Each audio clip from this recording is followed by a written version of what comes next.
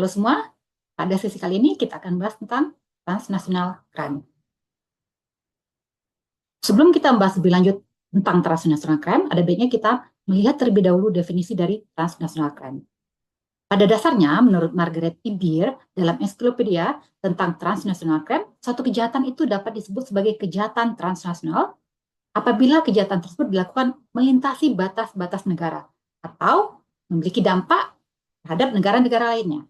Maka dalam hal ini, kejahatan transnasional ini juga termasuk kejahatan yang terjadi di satu negara, tetapi memiliki konsekuensi yang secara signifikan mempengaruhi negara lain. Namun demikian, kalau kita merujuk pada dasar hukum yang ada di Indonesia, sebagaimana digunakan oleh Kementerian Hukum dan HAM, suatu kejahatan itu dapat disebut sebagai transnational crime apabila kejahatan dilakukan terjadi di jurisdiksi lebih dari satu negara, tetapi konsekuensinya sangat mempengaruhi negara lain.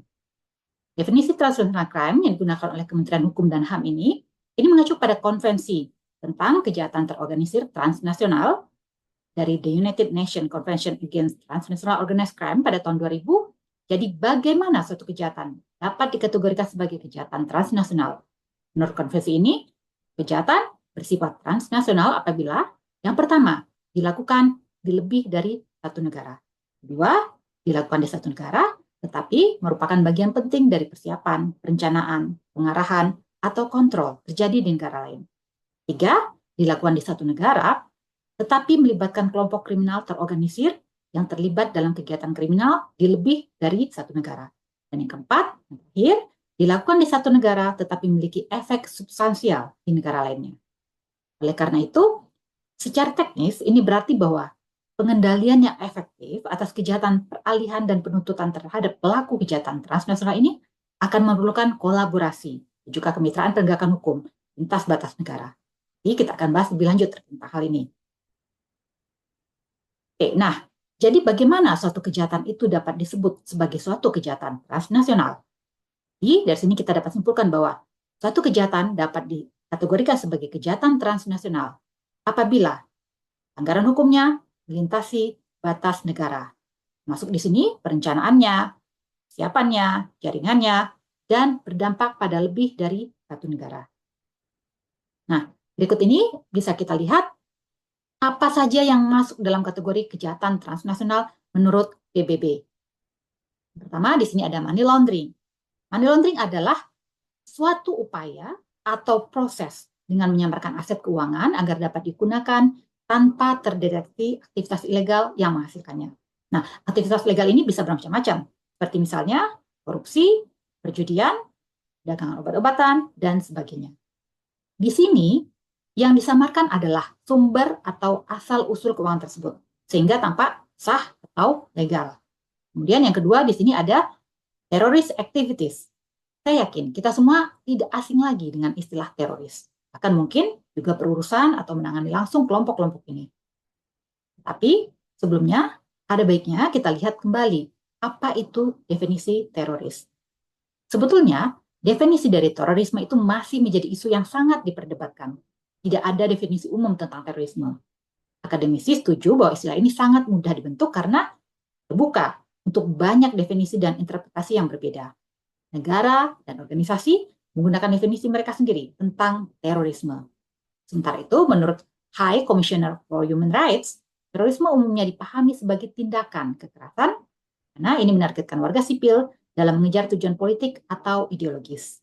Sedangkan menurut Konvensi Internasional untuk Pemberantasan Pendanaan Terorisme, terorisme adalah tindakan apapun yang dimaksudkan untuk menyebabkan kematian atau luka berat pada seorang warga sipil atau pada orang lain yang tidak mengambil bagian aktif dari permusuhan dalam situasi konflik bersenjata. Jika tujuan dari tindakan tersebut menurut sifat atau konteksnya adalah untuk mengintimidasi suatu penduduk atau memaksa pemerintah atau organisasi untuk melakukan atau bahkan tidak melakukan suatu tindakan. Nah, tindakan terorisme adalah kejahatan dalam pengertian klasik, seperti pembunuhan, penculikan dengan motif politik, kemudian ada identitas target atau korban sebetulnya dari serangan seringkali tidak relevan dengan tujuan terorisme ini. Dan ini tujuannya adalah untuk menyebarkan rasa takut dan waspada atau mendapatkan konsesi atau persetujuan dari pihak berlawanan. Dalam hal ini adalah pemerintahan suatu negara. Saat ini kita juga mengenal istilah New Terrorism. New Terrorism ini mewakili ancaman yang sangat berbeda dan berpotensi jauh lebih mematikan daripada kelompok teroris tradisional yang kita kenal selama ini. Dan ini menghancurkan beberapa asumsi paling dasar kita tentang teroris.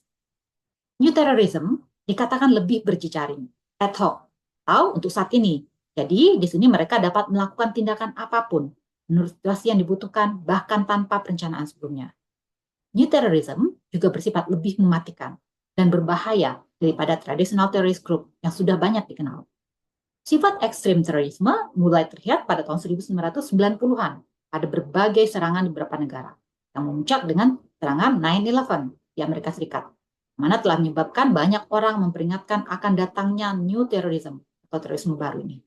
Saat ini, terorisme baru memiliki struktur baru yang berupa jaringan yang difasilitasi oleh teknologi, informasi, personel baru, yang mana tujuan untuk mengakibatkan jatuhnya korban yang semakin meningkat, sehingga menimbulkan korban massal, mungkin dengan menggunakan bahan kimia, biologi nuklir, atau bahkan senjata radiologis.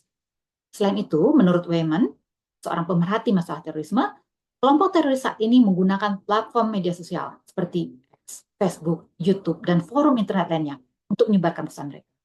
Mereka merekrut anggota dan mengumpulkan intelijen dengan cara-cara seperti ini. Kelompok teror beralih ke media sosial karena media sosial murah dan mudah diakses, serta dapat memfasilitasi pesan yang cepat dan tersebar luas. Oke, yang ketiga ada theft of art and cultural objects. Ini adalah berupa pencurian benda-benda seni dan budaya. Nah, ini suatu hal yang paling sering terjadi ya. Ketika misalnya terjadi pencurian benda seni, kemudian diperdagangkan di pasar gelap dan dikoleksi oleh kolektor benda-benda seni dan bersejarah di luar negeri. Oke, kemudian ada juga kejahatan lintas batas berupa perdagangan senjata gelap yang diperdagangkan antar negara. Kemudian juga ada sea piracy atau pembajakan laut sebagai transnational crime. Dan masih banyak bentuk-bentuk kejahatan lainnya yang masuk dalam kategori kejahatan transnasional menurut PBB. Bisa dilihat secara lengkap pada daftar ini. Sekarang kita lanjutkan ke transnational organized crime atau kejahatan transnasional terorganisir. Kejahatan transnasional terorganisir ini merupakan salah satu bentuk kejahatan transnasional. Kejahatan terorganisir transnasional menimbulkan ancaman serius, tidak hanya bagi keamanan nasional, tapi juga keamanan internasional. Dan implikasi parah lebih lanjut terhadap keselamatan publik, kesehatan masyarakat, lembaga demokrasi, dan juga gangguan terhadap stabilitas ekonomi yang ada. Banyak kejahatan transnasional yang melibatkan organisasi yang memang sudah terstruktur, seperti misalnya dalam perdagangan obat-obatan terlarang, terorisme, penyelundupan manusia, dan lain sebagainya. Seperti pada jaringan terorisme yang sudah saya sampaikan sebelumnya, transnational organized crime beroperasi dan melakukan perekrutan di berbagai negara. Kalau kita berbicara tentang perdagangan obat-obatan terlarang, mungkin kartel narkoba dari negara-negara Amerika Latin seperti Meksiko dan Kolombia yang paling mengemuka. Siapa yang tidak kenal dengan nama-nama seperti Pablo Escobar, Joaquin Guzman, atau dikenal dengan julukan El Chapo. Kemudian tuh saat ini mungkin dari Meksiko yang paling dikenal sebagai yang paling kuat dan paling berkuasa adalah jaringan dari kartel de Sinaloa. Lalu ada juga Cosa Nostra dari Italia yang saat ini telah berakhir masa kejayaannya. Nah, kalau kita lihat lebih lanjut lagi mengenai transnational crime, faktor-faktor apa yang mendorong terjadinya kejahatan transnasional ini? Ada banyak faktor tentunya. Yang utama dan banyak mendapat sorotan adalah tiga hal. Dan ketiga faktor ini diyakini memfasilitasi kejahatan atau dalam beberapa kasus membuka peluang terjadinya kejahatan atau tindak kriminal. Pertama, globalisasi. Ketika kita berbicara tentang globalisasi, ini juga mencakup banyak aspek kehidupan seperti politik, ekonomi, budaya, dan lain-lain. Martin Elbrow dan Elizabeth King, mereka mendefinisikan globalisasi sebagai semua proses yang dengannya orang-orang di dunia tergabung ke dalam satu masyarakat dunia. Dan salah satu dampak dari adanya globalisasi ini adalah meningkatnya kejahatan yang melintasi batas-batas negara. Pergerakan dan operasional kejahatan dimudahkan dengan adanya globalisasi. Kedua adalah imigrasi. Imigrasi sendiri tidak menyebabkan kejahatan. Namun, keinginan untuk berimigrasi ini yang dapat menyebabkan orang melanggar seperti misalnya kuota dan peraturan keimigrasian dan dapat menyebabkan imigrasi ilegal. Nah, pada gilirannya, hal ini dapat dimanfaatkan oleh para penjahat, para people smuggler. Yang ketiga adalah kemajuan teknologi. Kita juga tahu bahwa kemajuan teknologi informasi dan komunikasi ini juga berperan serta dalam meningkatkan kasus-kasus kejahatan. Hal ini berlaku juga untuk kejahatan transnasional. Dengan adanya teknologi yang semakin canggih, pelaku kejahatan turut pula memanfaatkan kemajuan teknologi ini. Untuk itu, kesadaran internasional tentang pentingnya kerjasama antar negara juga semakin meningkat. Kerjasama itu termasuk dalam hal pendidikan dan penuntutan. Nah, sekarang mari kita lihat tentang kerjasama internasional yang sudah ada dalam mengatasi kejahatan transnasional ini. Pemberantasan kejahatan transnasional sekali lagi tidak dapat dilakukan oleh satu negara saja. Saat ini negara-negara mulai merancang pemberian bantuan antar negara, khususnya negara-negara bagian yang termasuk dalam keluarga hukum yang berbeda. Contoh pertama, yang merupakan instrumen terobosan adalah perjanjian antara Amerika Serikat dan Swiss yang mulai berlaku pada Januari tahun 1970. Nah, sejak saat itu jaring instrumen bilateral atau melibatkan dua negara telah berkembang di antara negara-negara yang mempunyai tradisi hukum yang sama atau berbeda. Perjanjian-perjanjian tersebut selanjutnya dilengkapi dengan undang-undang domestik di beberapa negara bagian yang memperbolehkan bantuan diberikan atas dasar timbal balik, penunjukan atau pengaturan administratif. Nah, untuk Indonesia sendiri, Mutual Legal Assistance atau MLA dalam perkara pidana di Indonesia dilaksanakan berdasarkan perjanjian. Tanpa adanya perjanjian, bantuan Mutual Legal Assistance masih dapat diberikan berdasarkan hubungan internasional dan prinsip timbal balik. Beberapa di antara kerjasama, baik itu regional maupun bilateral, dalam penanganan transnasional adalah, misalnya ada European Convention on Mutual Assistance in Criminal Matters. Konvensi Eropa tentang bantuan timbal balik dalam masalah pidana adalah perjanjian bantuan hukum timbal balik Dewan Eropa pada tahun 1959. Dan perjanjian ini telah diratifikasi oleh 50 negara, termasuk 46 negara anggota Dewan Eropa. Para pihak atau contracting parties di sini dapat membuat perjanjian bilateral atau multilateral di antara mereka sendiri mengenai bantuan timbal balik dalam masalah pidana. Kemudian ada Regional Treaty on Mutual Legal Assistance yang ditandatangani oleh anggota negara-negara ASEAN pada tahun 2004. Upaya menuju perjanjian bantuan hukum timbal balik dalam masalah pidana atau MLAT pertama kali dijajaki oleh Malaysia pada ASEAN Senior Law Officials Meeting yang diadakan pada tahun 2002 di Bangkok, Thailand. Proposal tersebut bertujuan untuk mendukung dan memperkuat upaya dan kapasitas negara-negara ASEAN untuk memerangi kejahatan transnasional dan juga tantangan transnasional lainnya dengan meningkatkan kerjasama dalam penegakan hukum dan pemberian bantuan hukum timbal balik dalam masalah pidana.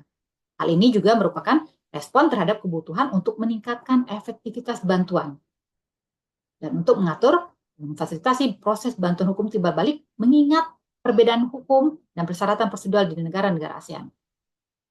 Hal ini juga merupakan respon terhadap kebutuhan untuk meningkatkan efektivitas bantuan peradilan dan untuk mengatur dan memfasilitasi proses bantuan hukum timbal balik.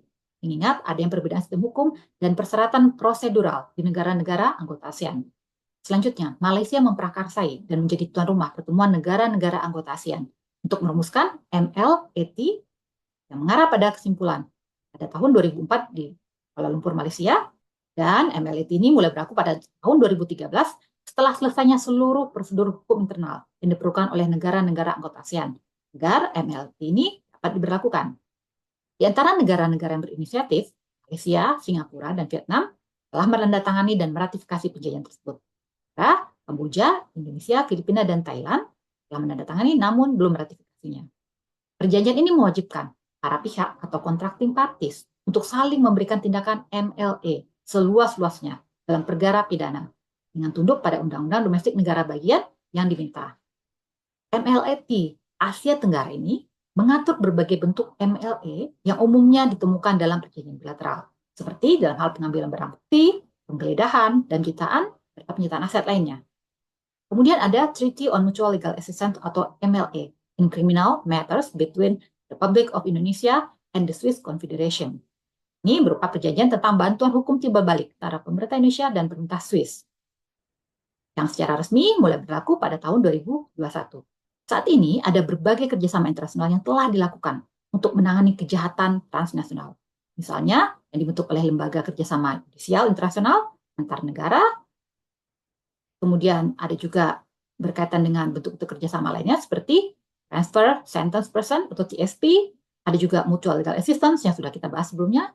Dan juga International Criminal Police Cooperation atau Interpol yang sangat dikenal oleh masyarakat luas. Sementara itu juga ada kerjasama dalam penanganan transnational crime di tingkat regional, seperti European Law Enforcement Organization atau Europol dan ASEAN Police Cooperation atau ASEANAPOL. Nah, ada berbagai macam bentuk kerjasama regional dalam memerangi transnational crime ini. Di antaranya melalui pertukaran informasi yang berguna untuk penyelidikan. Ya, hal-hal yang berkaitan dengan hukum, kemudian hal yang berkaitan dengan penegakan hukum, atau melalui juga pelatihan yang khususnya untuk penegak hukum. Dan juga kerjasama dalam membangun kapasitas kelembagaan dan extra regional cooperation yang melibatkan lembaga-lembaga di luar kawasan. Oke, mari kita lanjutkan. Ada berbagai bentuk kerjasama regional dalam memerangi transnational crime ini. Di antaranya melalui pertukaran informasi yang berguna untuk penyelidikan, hal-hal yang berkaitan dengan hukum, dan juga hal-hal yang berkaitan dengan penegakan hukum. Atau melalui pelatihan khusus antara penegak hukum. Kerjasama dalam membangun kapasitas kelembagaan, dan juga extra regional cooperation yang melibatkan lembaga-lembaga di luar kawasan. Kemudian, kita harus sadar bahwa transnational organized crime ini adalah tantangan global. Ini sekali lagi merupakan tantangan global. Negara di sini memiliki kewajiban untuk melindungi warganya, masuk dari kejahatan transnasional. Dan sebagai konsekuensinya, negara memiliki posisi sentral dalam membangun kerjasama antar lembaga dalam memerangi kejahatan transnasional. Tidak ada satupun negara di dunia ini yang mampu memerangi transnational crime sendirian. Dibutuhkan kerjasama yang kuat antar negara dan penegakan hukum yang tidak pandang bulu dalam. Oke, demikian sesi perkuliahan kita kali ini dengan topik transnational crime. Terima kasih.